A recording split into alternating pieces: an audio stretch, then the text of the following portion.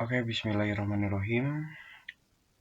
Assalamualaikum warahmatullahi wabarakatuh. Perkenalkan, nama saya Bayu Ramandika Nugraha dari kelas D dengan NIM 33002102117. Di sini saya akan sedikit mengulas tentang hukum asuransi untuk memenuhi EKT 2, tugas EKT 2 daripada mata kuliah hukum asuransi yang diampu oleh Bapak Muhammad Amin Effendi, SHMH.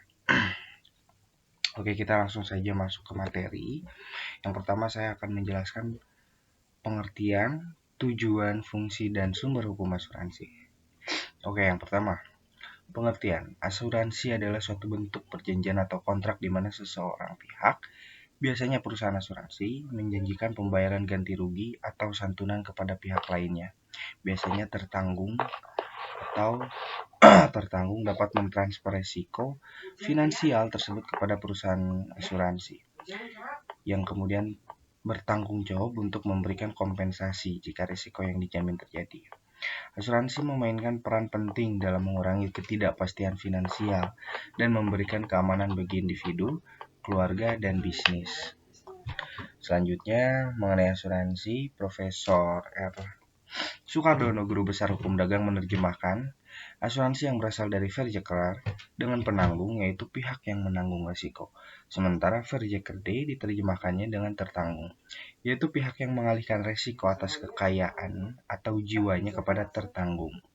Sedangkan Profesor Wijono Projodikoro menggunakan istilah asuransi sebagai serapan dari asuranti atau bahasa Belanda, penjamin untuk penanggung dan terjamin untuk tertanggung. Dalam suatu asuransi ada pihak yang sanggup menanggung untuk pihak lain yang menderita kerugian akibat suatu peristiwa yang akan terjadi.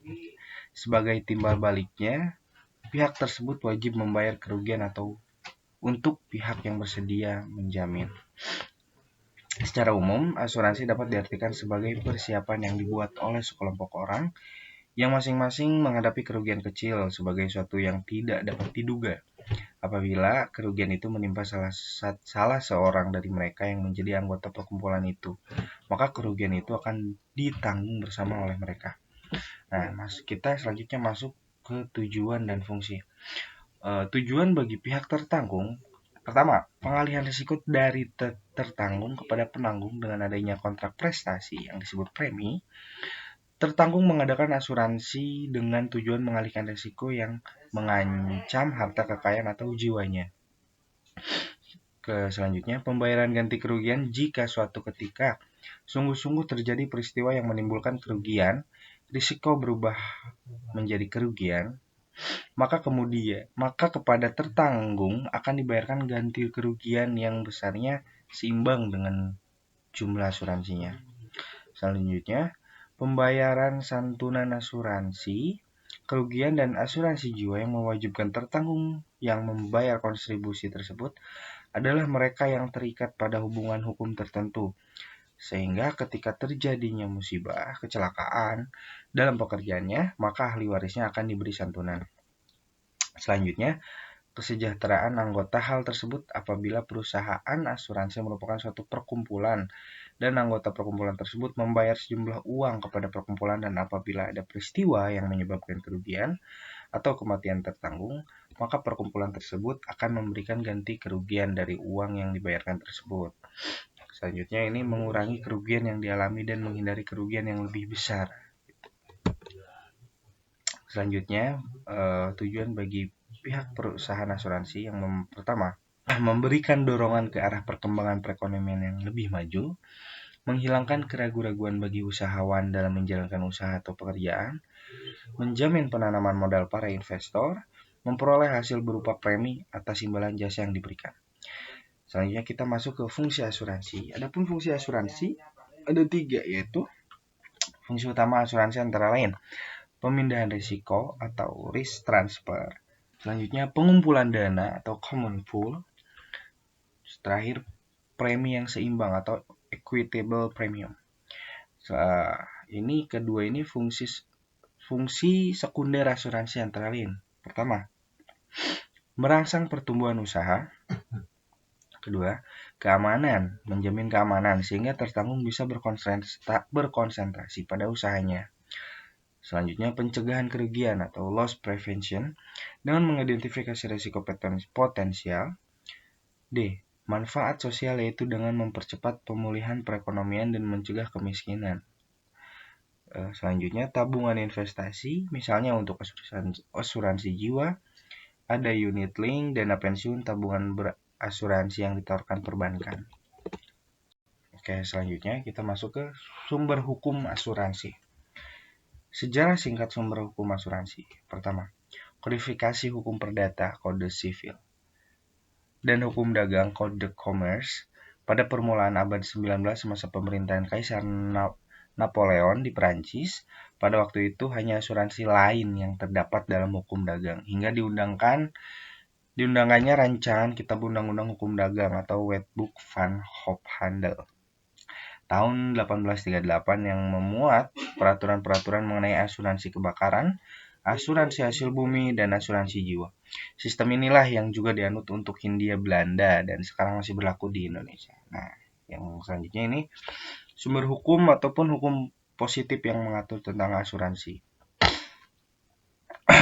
Pertama, Keputusan Menteri Keuangan Republik Indonesia nomor 1249 KMK 13/1988 tentang ketentuan dan tata cara pelaksanaan usaha di bidang asuransi kerugian dan KMK RI nomor 1250 KMK 13/1988 tentang usaha asuransi jiwa. Selanjutnya, Undang-Undang Nomor 2 Tahun 1992 tentang perasuransian yang diikuti dengan pelaksanaan bisnis asuransi, yaitu dengan PP Nomor 73 Tahun 1992 yang dengan ini menghapus Kepres Nomor 40 Tahun 1988 tentang usaha di bidang asuransi kerugian yang nantinya juga akan digantikan oleh PP Nomor 63 Tahun 1999 yang juga akan digantikan oleh PP Nomor 39 Tahun 2008. Sedangkan Undang-Undang Nomor 2 Tahun 1992 digantikan oleh Undang-Undang Nomor 40 Tahun 2014 dan diikuti dengan Keputusan Presiden Republik Indonesia Nomor 40 Tahun 2014 di bidang asuransi kerugian. Oke, selanjutnya kita memasuki bagian B, yaitu adalah membahas perjanjian asuransi. Asuransi atau dalam bahasa Belanda verzekering berarti pertanggungan. Dalam KUHD pada pasal 246 disebutkan bahwa asuransi atau pertanggungan adalah suatu perjanjian dengan mana seorang penanggung mengikatkan diri kepada seorang tertanggung dengan menerima suatu premi untuk memberikan penggantian kepadanya karena suatu kerugian, kerusakan atau kehilangan keuntungan yang diharapkan yang mungkin akan dideritanya akibat dari suatu event.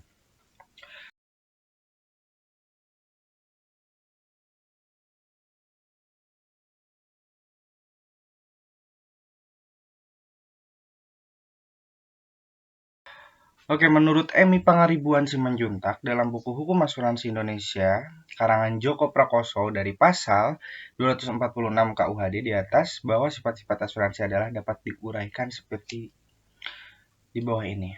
Yang pertama, bahwa asuransi itu pada asasnya adalah suatu perjanjian kerugian Skadevergoding atau indemnity contract. Dalam hal ini jelas bahwa penanggung mengikat diri untuk mengganti kerugian karena pihak tertanggung menderita kerugian dan yang diganti itu adalah seimbang dengan kerugian yang sesungguh-sungguhnya diderita.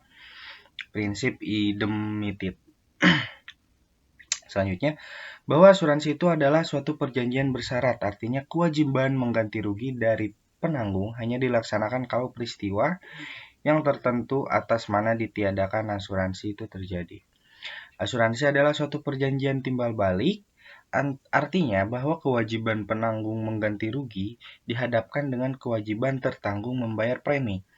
Itu tidak bersyarat atau tidak digantungkan pada satu syarat.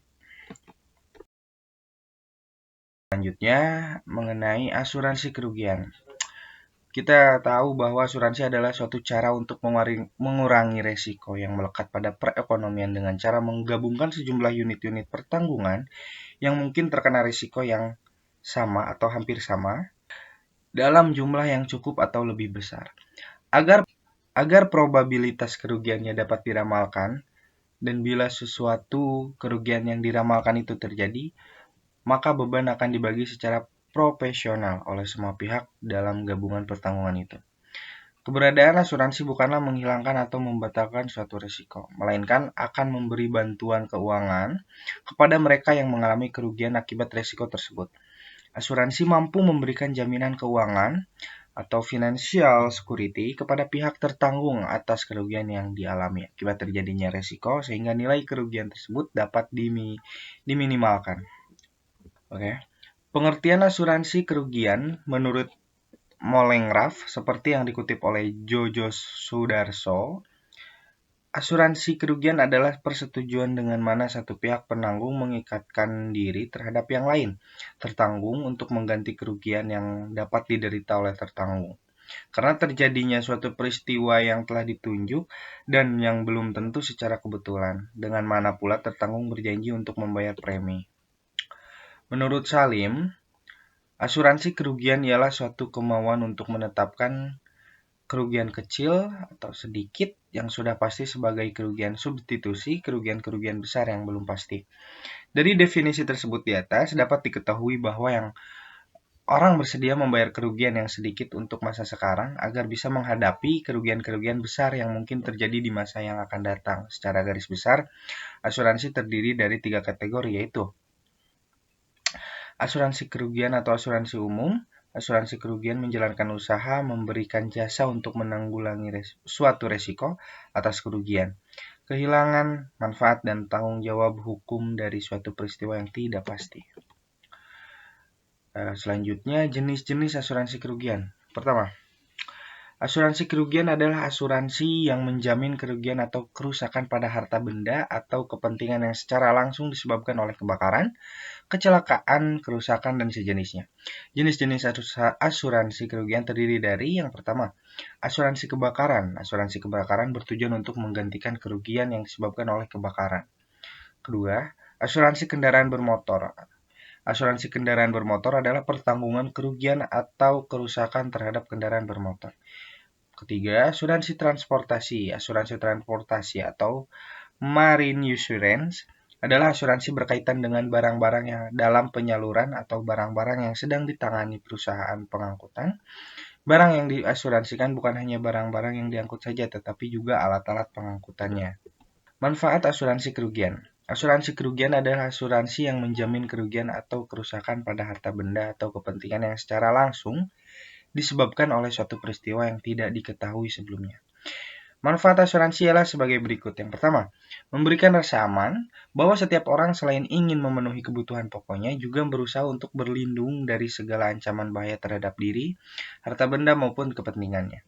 Kedua, melengkapi persyaratan kredit. Contoh, pada pembiayaan untuk membeli kendaraan, maka perusahaan pembiayaan akan mensyaratkan untuk membeli perlindungan asuransi atas objek tersebut. Ketiga, mempercepat laju pertumbuhan ekonomi. Dana-dana yang berhasil dikumpulkan oleh perusahaan asuransi biasanya ditanamkan di berbagai instrumen investasi. Dana ini disalurkan oleh institusi keuangan seperti perbankan kepada sektor real untuk pembangunan. Keempat, mengurangi biaya modal. Dengan pengalihan risiko ke pihak perusahaan asuransi, maka cadangan modal untuk menutupi risiko dapat dikurangi. Kelima, menjamin stabilitas usaha. Dengan penjaminan dari asuransi di atas. Kelima, menjamin stabilitas usaha.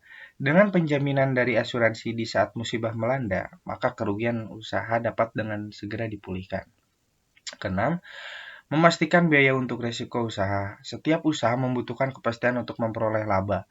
Pembayaran uang premi telah memastikan biaya untuk menjalankan usaha dari risiko-risiko murni seperti kebakaran. Oke, materi hukum asuransi ataupun dasar hukum asuransi ini telah habis. Mohon maaf bila ada salah kata dan apabila juga di dalam materinya masih banyak kekurangan, Saya memohon maaf untuk kekurangannya dan saya Boy Ramandika pamit undur diri. Terima kasih.